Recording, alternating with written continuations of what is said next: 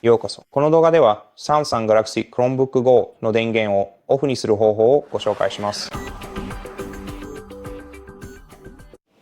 デバイスの電源を切るには、画面右下にあるこの日付と時刻のアイコンをクリックしてコントロールセンターを開きます。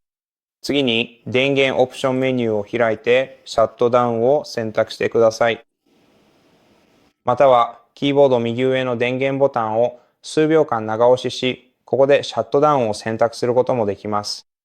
または電源ボタンを画面が消えるまで押し続けることで強制的にノート、パソコンの電源を切ることもできます。以上です。この動画をご覧いただきありがとうございました。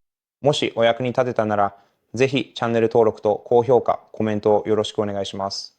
それではまた次の動画でお会いしましょう。